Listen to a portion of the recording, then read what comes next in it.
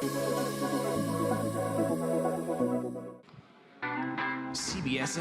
CBS plus N as in news. And we're following a developing story at this hour.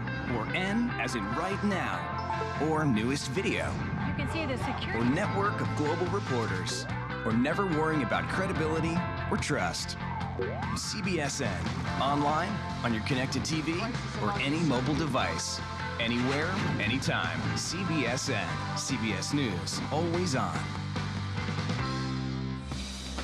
We begin with a look at your headlines. This is locker room talk. I take responsibility for using a personal email account. Who do you think won this debate? Welcome to the first and only vice presidential debate. And hi, everyone. I'm Josh Elliott. We are following breaking news. I'm going to take you inside the apartment. It's going to be raw. This is what it's like covering a story here in China. We do have some periscopes that people have been putting out on social media. We'll be showing you tweets and real-time data on your screen. Check out this last nugget here tonight from our friends at Twitter. Our coverage continues on CBSNews.com with in-depth articles and original video reports. When I hear the name Donald Trump, it's not so much what I think, it's what I feel. This is Trump's only opportunity to try and reconcile what he said. CBSN has partnered with Instagram to bring those stories to you live on the air. Dun, dun, dun. Ba-da-bum, dun, dun, dun. 8 by 12 4-bit room. I'm a man of means by no means. King of the road.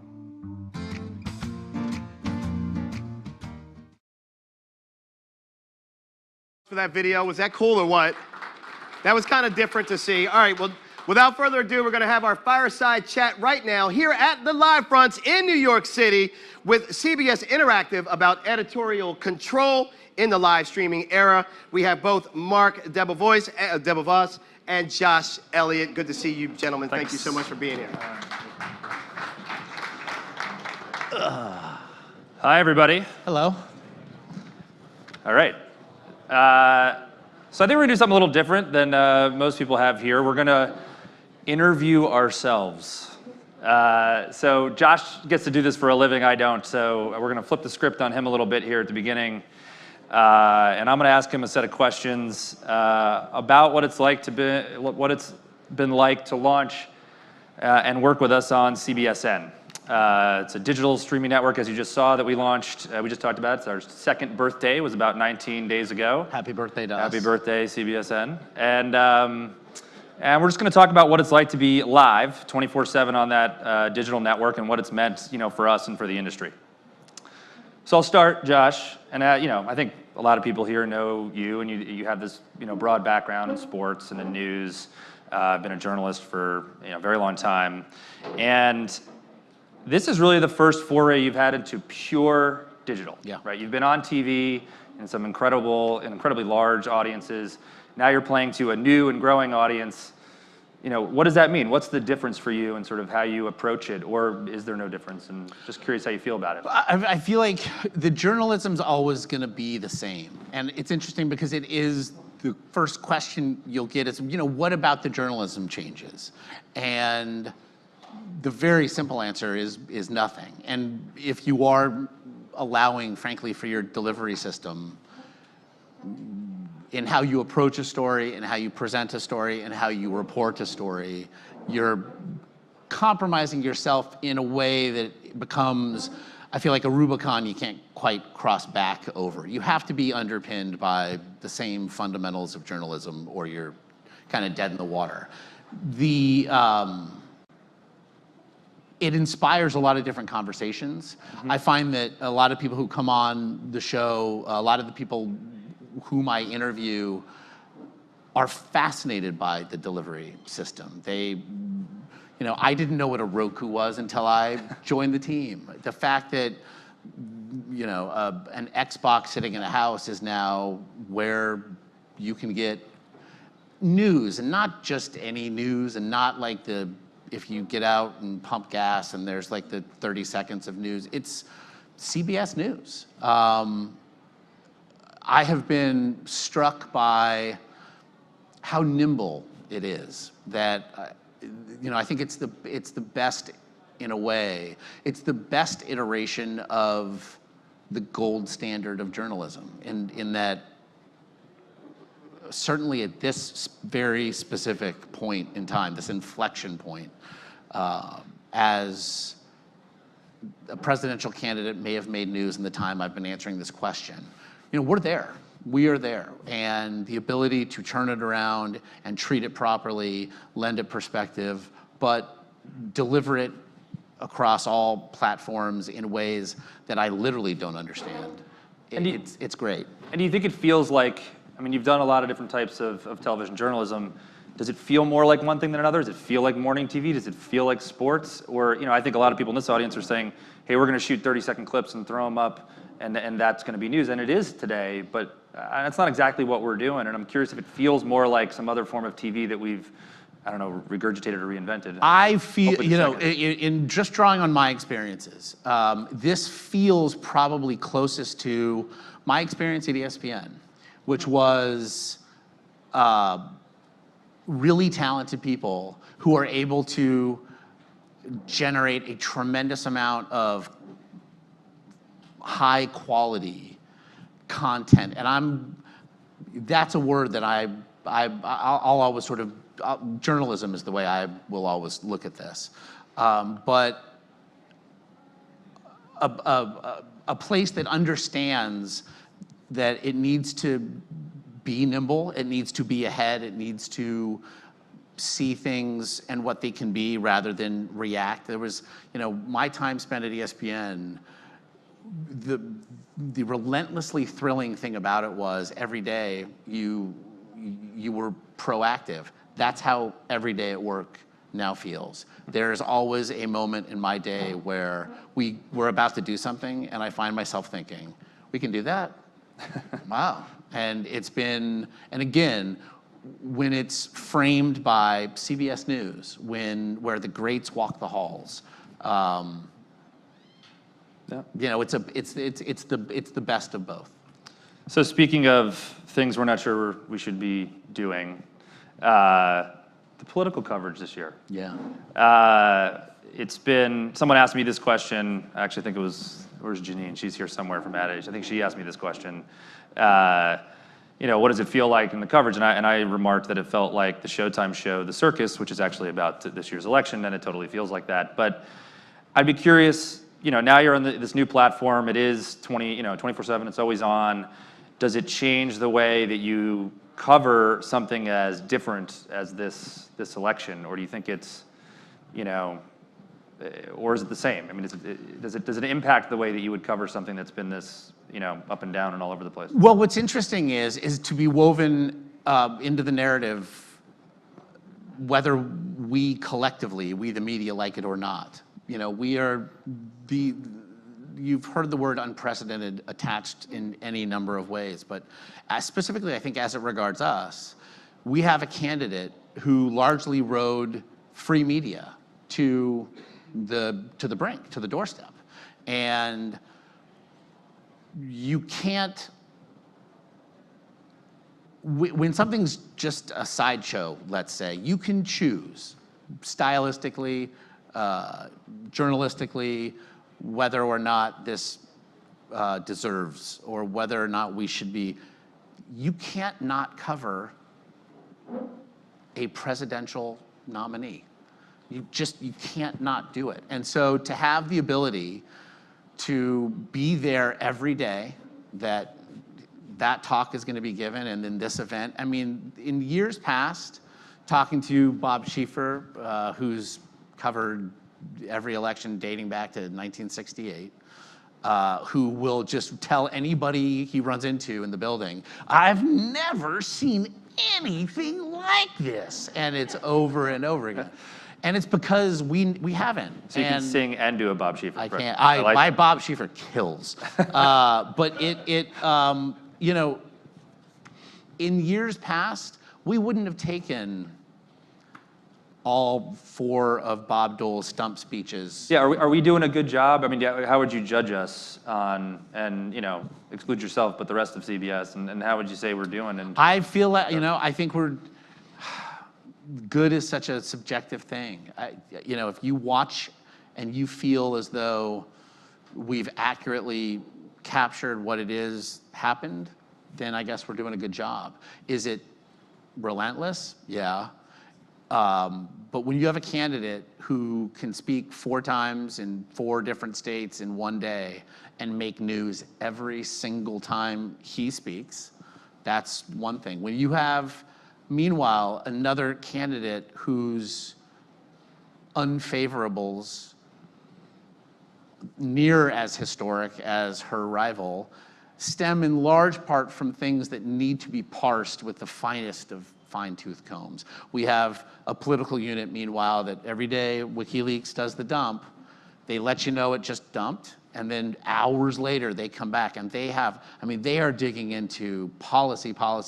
So it's interesting, right? You have on one hand a candidate who remains proud to this day of his absolute lack of experience in the political sphere, and another candidate who, for everything we've learned, and there are things that are damning in those emails, it seems though that the consistent thing we see is a candidate who knows just how close they can get, who knows just what sort of fringe they can exist in. And they are at the end. I mean, that spectrum is so wide. So I almost feel like you need a CBSN to be covered. Well, I was going to ask that question. Oddly, we compete in a space between television, right, yeah, the CNNs and MSNBCs of the world, and the internet, which is, you know, people like us, but also very different news providers. I think, you know, this conference is probably more about how's the internet doing, how are we competing with the rest of the internet on that, let's call that the story of the year, obviously. Do you think, I'd be curious your judgment on how you think that's playing out on other platforms rather than CBSN. I feel like, in essence, I feel like what you're asking, even if you don't intend to ask it, is in terms of equivalency. Are we giving, Yep. Is there a balance? Are we covering the totality of the election? Are we falling prey to the more you can literally have Trump on TV, the better it is for every bottom line? Look, right. And is everybody else? And so I feel like the internet, you probably don't have time to watch everybody else. But you know, I feel like, you know, and I do, you know, the monitors are on everywhere. I feel as though we do the best we can. But look, you know, it's actually interesting. You know, you could argue Donald Trump could be running a much better campaign if he prosecuted the case against his rival. But when he refuses to do it, you'll then hear us critiqued by Trump campaign staffers for not doing it. But we need to explain to them, in a way, if he would stop threatening to sue accusers in every single stump speech, we could actually, it's interesting. We talked about this. It was during the Democratic National Convention, and historically, traditionally, the other side goes dark during the convention, during those 4 days. Day one of the Democratic National Convention, Donald Trump gives an hour-long press conference where he invites Russia, and specifically Vladimir Putin, to hack Hillary Clinton's emails. However jokingly, however in jest. Words matter. And I said, you know, so in a traditional newscast, that's 23 minutes. You're going to have to do a story about that today. So now that's 2 or 3 minutes gone. When you look at it in that way, are we doing a good job? I hope we are. The internet, the boundless nature of the internet allows it theoretically to do a better job. Yeah. But, you know, the great thing about CBSN is if we are if we're a wheel made up of spokes, we can change our spokes as often as they need to be changed. The wheel has never been fresher on CBSN than it is today. So this is now in our second year. We've integrated a lot of other, let's call it media technologies. We've used Facebook Live, we've used Instagram Stories, we've used Twitter. We've done a bunch of partnerships to try to push our content out there and you know, push and pull with those partners. As the journalist, as the anchor, is it helpful? Do you think it is hard, easy? I'd be curious to reaction of trying to integrate all of those, I would hate to, there's sort of tech and media partnerships into the story and into what you're trying to tell, you know, the audience. I always feel, you know, the chasm to bridge there is always don't have the show come to a stop where then where it feels like you're just plugging a partnership. Some have worked better than others. What's worked better? Don't worry, there's some in the audience. No, I feel like we're a visual medium. The more visual, and look, and Facebook is so pervasive that there's, so they launched Facebook Work, and that's okay. Yeah. You used to have to hide the fact that you were on Facebook at work. Now, like, nope, we're actually going to make it easier. So we're far down the road from where we once were. I feel like part of the essential impact CBSN can have is the participatory nature in finding us, in incorporating us. If the cord's cut, what next? And we depend on a more active user. That makes those sorts of partnerships exponentially better for us because, frankly, that's where they're going. If you would have asked me when I was a writer at Sports Illustrated, we were just preceded by Snapchat. There's gonna be this thing that's gonna give you your news in 7-second bursts. Okay. And then disappear. And then it's gone. But here comes another one, and another one, and another one. But that's evolution. So I feel like we talk about there being the right side of history. That's something that's been invoked a lot in the last few months on a national scale. I think CBSN's existence, and by extension, its partnerships with like-minded companies, is being on the right side of history. It's inarguable. And do you think that, I'd be curious about those technologies and also just CBSN in general, but the sort of breaking news factor, that's something we've certainly gone after, but I think, the jokes that you see on Saturday Night Live where it's like everything's breaking or, like it's always breaking news. And I'm just curious, have you found that to be different in this medium versus the other, and does it make a difference, right? I mean, in terms of how you approach it, right? That is breaking so much different than the everyday, or does it just become everyday for you as you're going through it? I mean, when you're working on a network program, at times it can be, a big, beautiful cruise ship, and they're phenomenal. But when you turn them, sometimes they do take a while to turn. We're like little skiffs. So when breaking news happens, you need a CBSN. There's nothing, I've worked at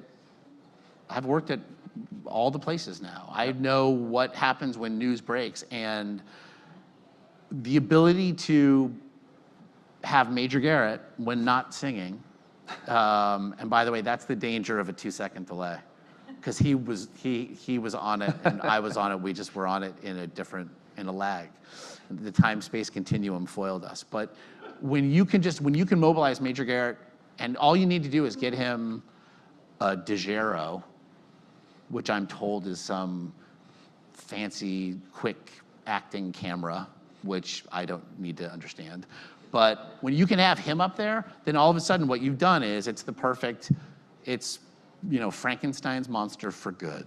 It's the best journalism you could possibly ask for immediately. And then, as it should be, you rest on your journalistic laurels. Then it is all about the journalism again. And I put CBS News and the resources of CBS News, and by extension CBSN, up against anyone. Well, at least my last question for you, which is, what do you think our voice is going forward? We've done, a couple of years of what I would call it's news wheel, as you brought it up, and I think we've done a pretty decent job. But like, if you have a say, obviously, but your say on where this goes from here, what's that voice of CBSN a year from now? Is it different? Is it the same? Is it, how would you describe it? I just hope it's smart. I hope it's something that, and this has been my sense at CBS, you can tell, I feel like, when a media company is at times perhaps at odds with itself, when different parts of it don't all hew the same, when different lines are being towed. And it can make for trot out a dusty old idea, a very uncomfortable water cooler. If folks from different shows, let's say, show up at the same time and what'd you guys do today? And maybe that's not something that they're necessarily proud of, or maybe it's not something they necessarily want to discuss, or what have you. I feel like everybody in the building wants it to be smart. And I also feel like it needs to matter. And so I think I feel like it's just getting started. I feel like it's a lot different than it was when I started back in April. Yeah. And, I would love to see everything that we have to give done in a different way. In a way, it's like great divey Mexican, right? There's 7 ingredients. And so it's like, how many different ways do you put them together that taste good? I just feel like we're just getting started, and in ways that they were the right things to do. But to find a place willing to commit like this to news, which I think probably leads me to my first question for you, but for a journalist, and for it's a fuddy-duddy at times, that is an ennobling thing. It's actually all the tweets we get about you. It says fuddy-duddy all the time. That's it. That's all they say. Lose him. But I think it's the best part about where CBSN is right now in its history. That I'll have a much better answer in 6 months. To be a part of those 6 months will be, that's when the getting's good. That's where it's a growth stock. It's ascendant. This is the one that you want to say you bought into now. So. I agree. All right, so we're gonna flip this. We'll talk a little bit about the business. So I'm gonna subject myself to Josh's questions. Marc, hopefully I'll T-ball so I can hit him. No, I remember when I was at ESPN, for instance, and they said, hey, SportsCenter used to be on 12 hours a day, and it was the same SportsCenter. It was literally like a tape that we just rewound and hit play on, and that turned into a multi-billion-dollar model. When they chose to go live, I had conversations with the corner offices and said, why are you doing this? And they actually said, editorially, it's something we believe in. And I thought for sure that'd be the last time in the business that I would ever see that. And then CBSN came along. So what was the genesis of the idea, and let's be honest, the bet? Yeah, I think David Rhodes, who's the president of CBS News, and I sat in a room probably, and the idea had already been batted around. Like, should we start something that we could do 24/7 with CBS News? We do 2 shows a day. We have all these resources, 1,000+ people gathering and developing news, and we don't do anything with it for most of the day. And there had been the idea of, do we launch a cable network? Do we get a digital partner? Do we sell it to somebody? There was a lot of, I would not say that the idea started there, but the idea was floating around, but how to execute it. Mm-hmm. What do we do? And when David and I sat down to really talk about it, when I took over the news division 3 years ago, we kind of looked at each other and was like, we're gonna have to find a way to do this simple. And it sounds almost depressing, but we're like, what's the simple, stupid way to do this, right? And the answer is newswheel, right? It's like, what was headline news supposed to be, frankly? And maybe was for a bit and now isn't anymore, or is sort of some of the day, and other parts of the day they're doing shows about murder and entertainment and different things. And maybe that's where we'll evolve to, but we sat there and said, how do we do sort of almost like 880 news here in New York? Like, how do you do that radio news wheel, but in a video fashion?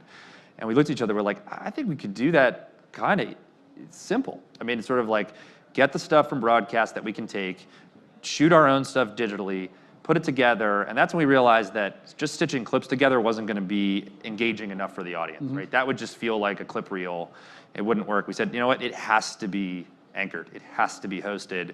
And that was the big leap, right? Was to actually go out and say, and honestly, you know this, because this is why when we brought you on, is for the first year, we just kind of borrowed staff from wherever we could at CBS News. And frankly, the scheduling got so manic at some point where we were like, we're actually gonna need some dedicated people to do this. So that's when we brought some people in from different parts of the company, and we went and hired Josh and found some great people to really anchor this thing.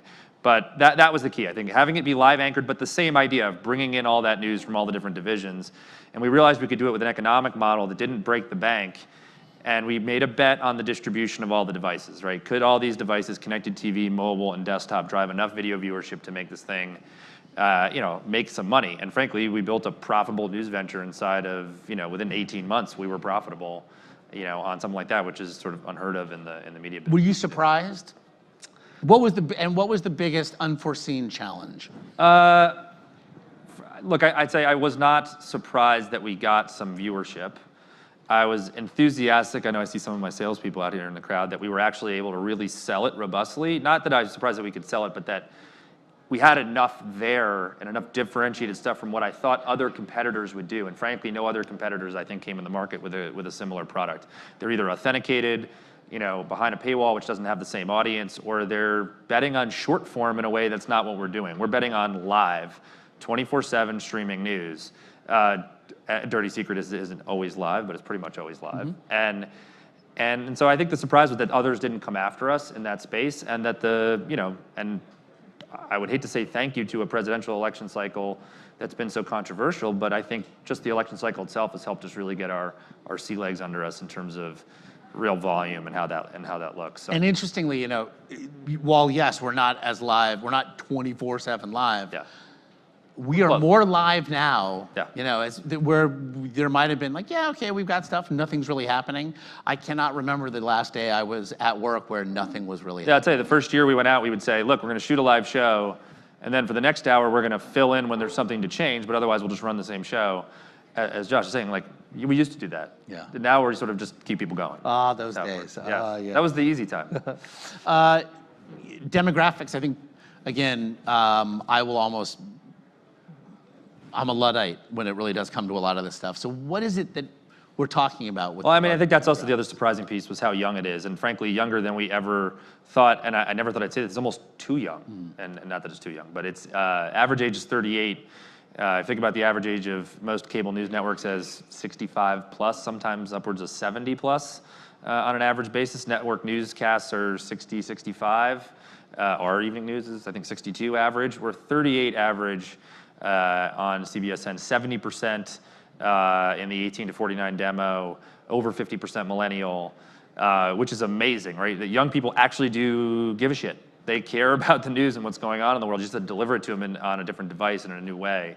And I think what's having to shift there is, frankly, the advertising community. Hopefully some people we're talking to today, but they've always thought of news as like, well, that's how I reach my 55-year-old customer. And the answer is, no, it's just another form of video in which to reach an audience, and we can target and sell you a demographic of something different. I was in LA last week, and I was watching CBSN in the gym, and I'm riding the bike, and I'm looking at it, and I'm getting Toyota of California, I realized, I'm like, oh my God, they're super targeting my hotel. And it's like, wait, that's us. I was like, so you actually get incredible targeting on digital, incredible look at the demo of what's there, and it really does work. This isn't pitching you sort of vague demographic stats. We have great detail on what the users are doing. And it seems like, I guess, in terms of advertising, that's actually the best part. Having been a part of a typical morning show, for instance, a general interest, like let's get everybody into the tent.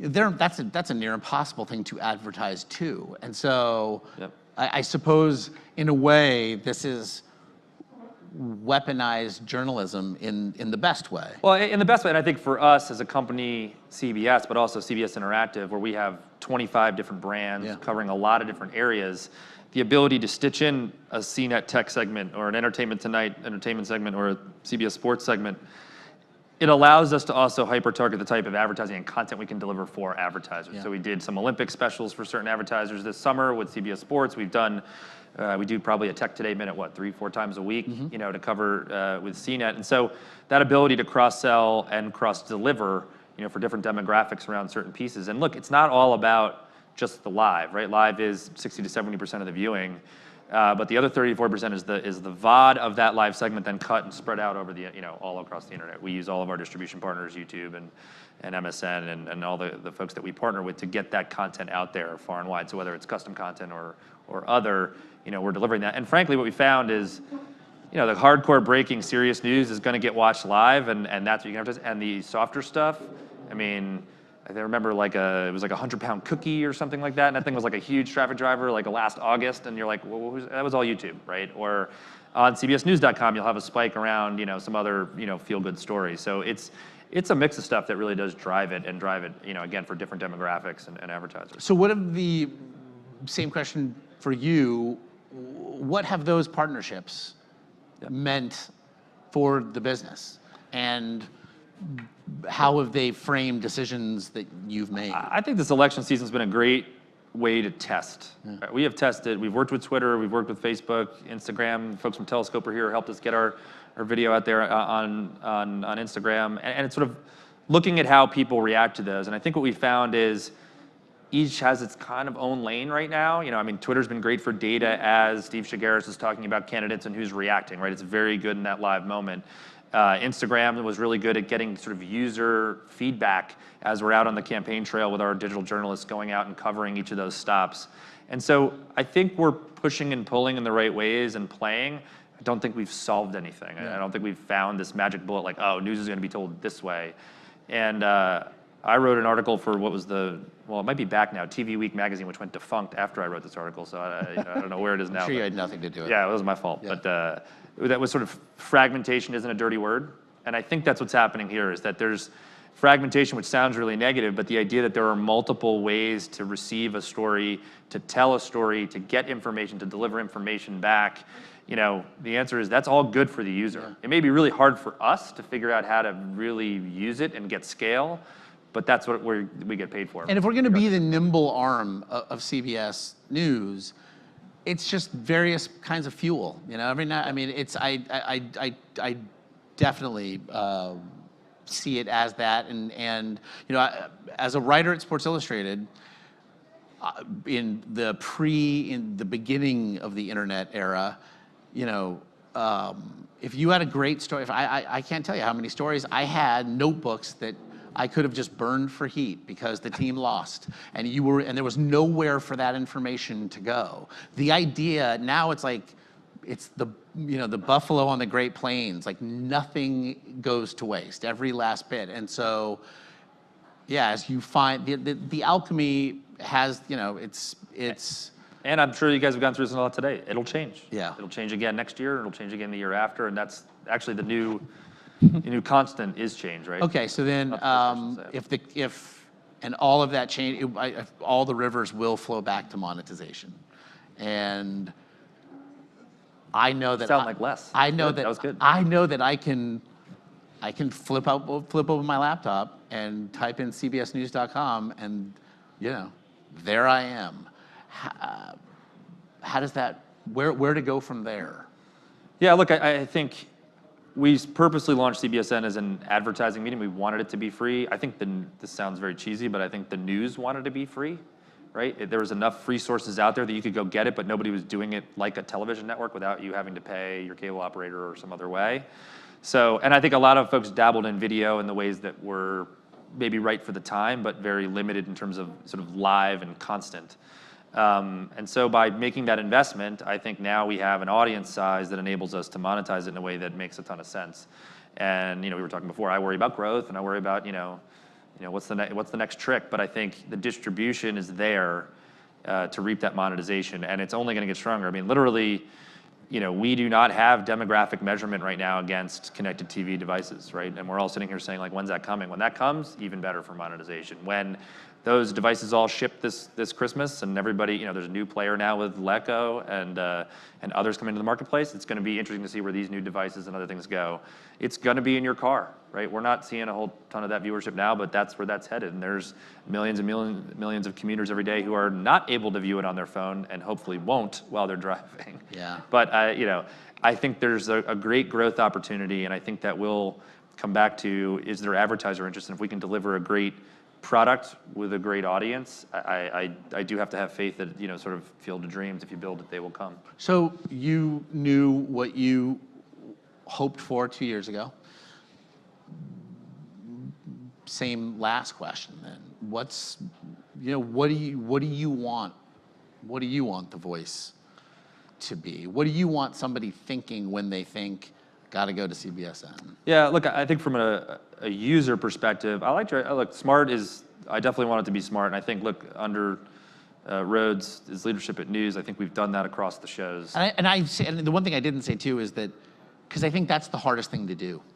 I think that's you can be many things, but if you haven't established that, if you don't have that, that's the one thing you can't go out and sort of get to later. Well, and I'd say the thing I hope we're able to reinvent in the next year is not, I think we're great at the wheel and we're great at live and breaking, and I think we've figured out how to cover a political election, but that next trick I think is going to be about programming the hours in a way that isn't, I've watched cable news over the last 20 years and see where it's headed, and I like parts and I don't like parts. And I want to, hopefully we can head towards a smarter view of original programming that builds out on that 24/7 stream, that still engages that younger audience in a deep, deep way and doesn't lose our roots of sort of, you're coming to us because we're on and we're 24/7 and we're the gold standard and we're the nimble arm of CBS. But, does get a little bit more creative in terms of, the stories that we're able to tell. That maybe others haven't been able to find. Yeah, I mean, when you have that foundation, the house you build on top of it can be whatever it is you want. That's the goal. Yeah. All right, so we have about 5 minutes left, and we're happy to take questions from the audience, or we can just keep riffing, on each other. But if anybody has any thoughts, questions, wants to spike me to something, Dave.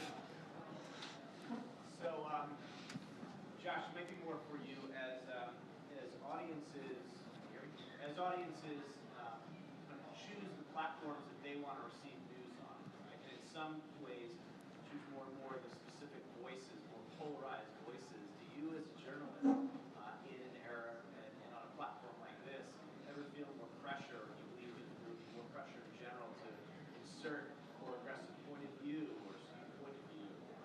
Is that something you guys think about editorially? I suppose for the question essentially was in a time of increasing polarization and the widening, I suppose, of the spectrum, how far the ends can be from one another, how much pressure do we feel and to either take a stand or figure out a way to exist in it. I feel no pressure to have a more aggressive opinion. I feel all the pressure to make sure that we are presenting the prevailing viewpoints that inform the story. I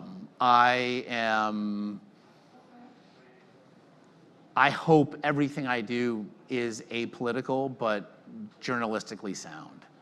I'll never feel like it's my job to take a stand.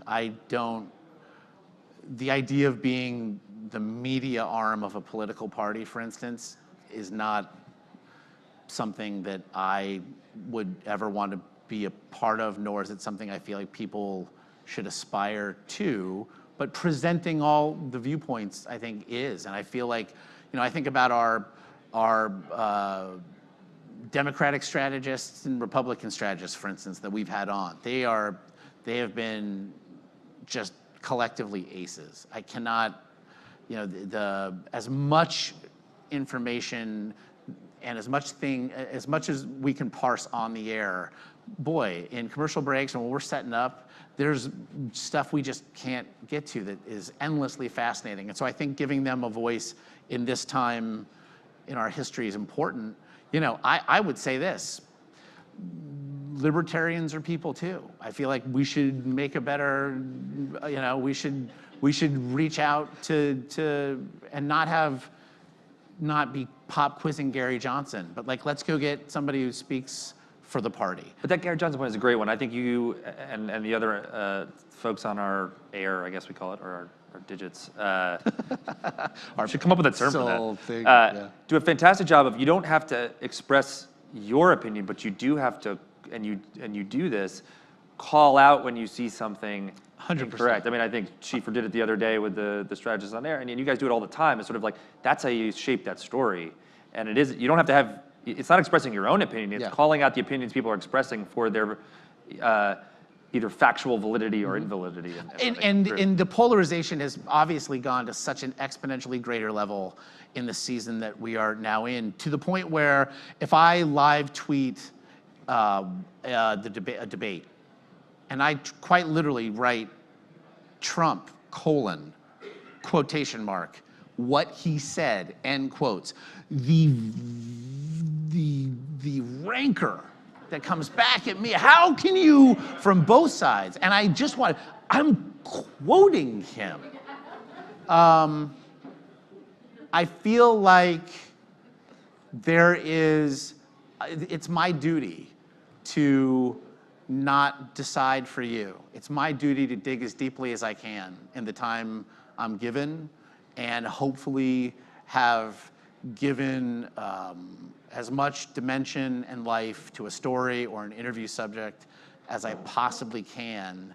And knowing full well that if somebody wants to go hear that which they already believe, then maybe they're not gonna come to us. But I truly feel like, and this is something I really have learned a lot more about since coming to CBSN, especially as it regards, say, millennials. The fact that, the number one thing with them, I mean, they smell a sale. They are looking for authenticity. And I think... And authenticity, in our word, is a business strategy too, right? For both the user and the advertiser, right?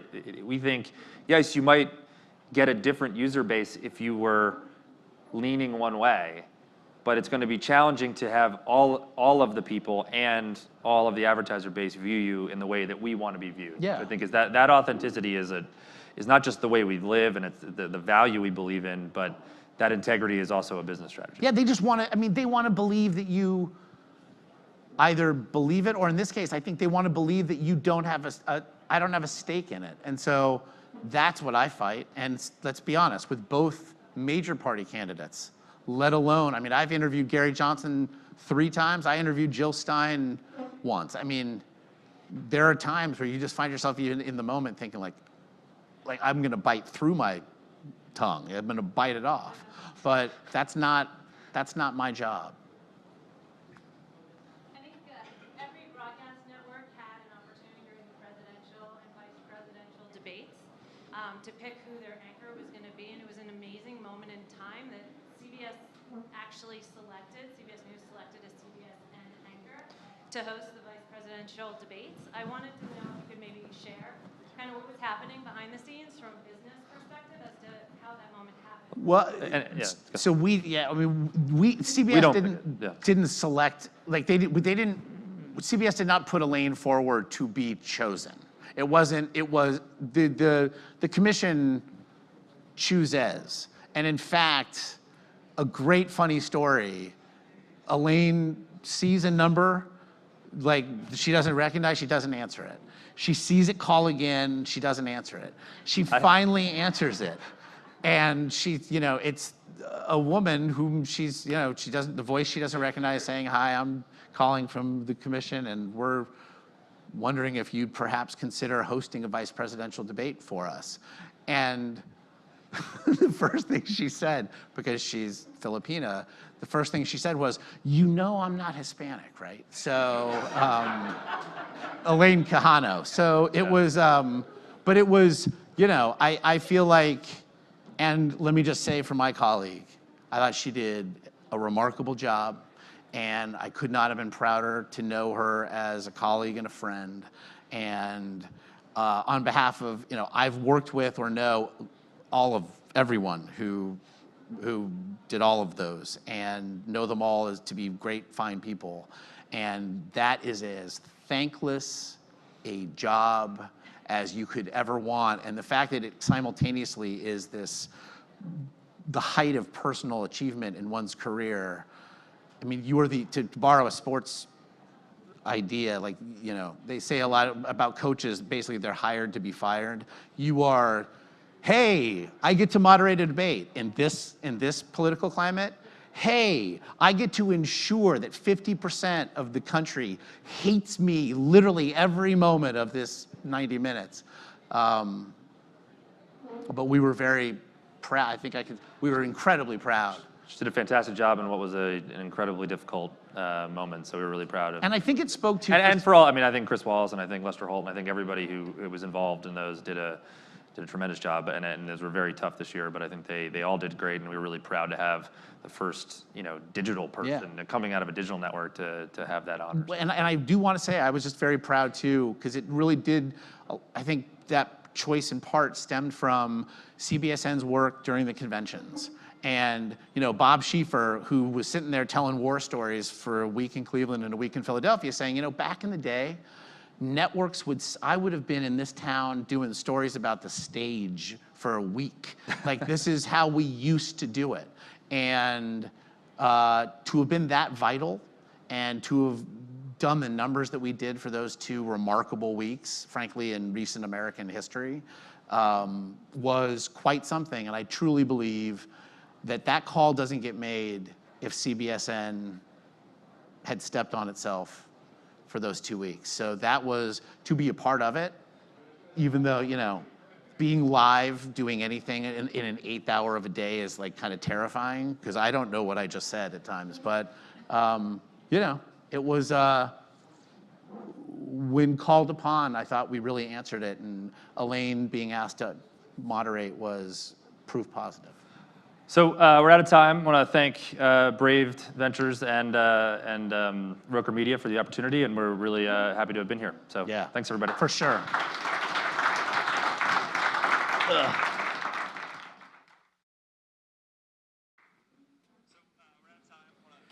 Thank you guys so much. Appreciate the panel. Thank you, thank you, thank you, thank you. Awesome panel, great time from both of those guys. Look, we have an awesome panel that's getting ready to come up in just a second. This one's really gonna be great. It's all about driving audience growth